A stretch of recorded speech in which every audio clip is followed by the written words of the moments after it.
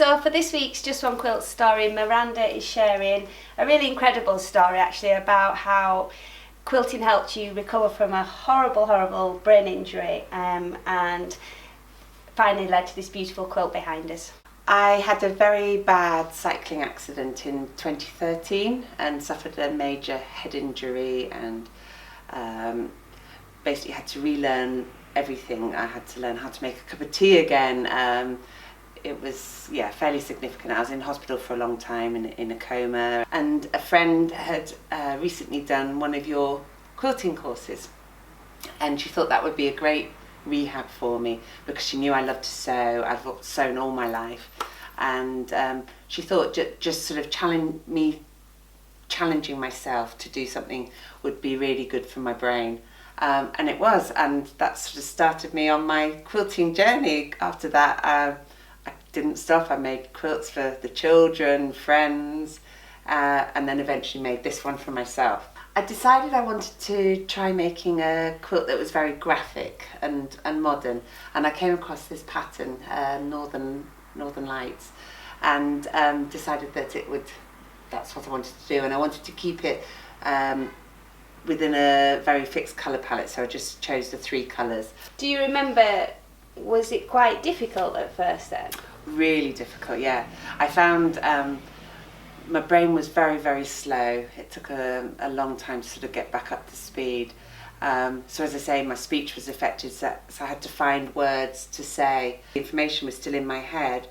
I just had to make new connections to get to it.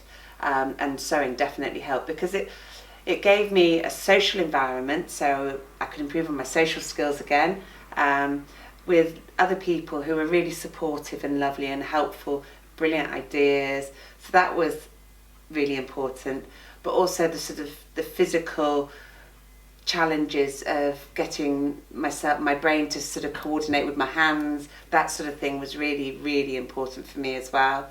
And I could also just sit and sew peacefully on my own. So it was a combination of everything, which was just perfect, exactly what was needed. I recommend it for anybody who has a head injury. But you were amazingly brave, because I don't recall you coming across as really finding that process difficult or anything. It was terrifying. Was it? Yeah, it was really terrifying.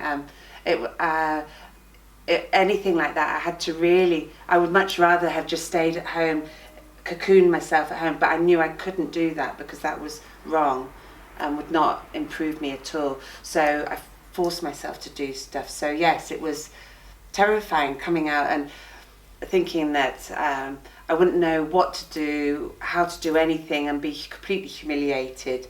But I had to do it. I had to absolutely do it because otherwise I would never have recovered.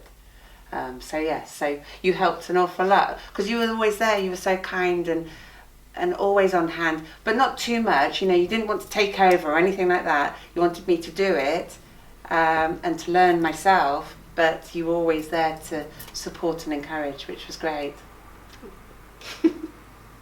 What do you feel when you look at that quilt behind you then? I feel very proud, very proud. It's obviously not everybody's cup of tea. It's not a traditional quilt, but that's me. I'm not a sort of traditional sort of person.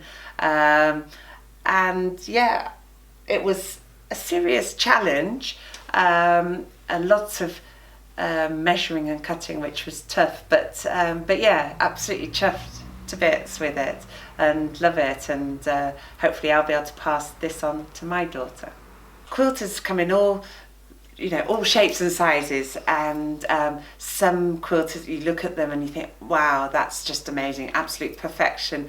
And other people are like me, a bit more slapdash and go with the flow. But there's something there for everybody, and it's a wonderful skill to learn. And being able to get together with other quilters on a regular basis and sew and chat is just the best, absolutely the best feeling. You come out floating. It's just brilliant. I can't recommend it highly enough.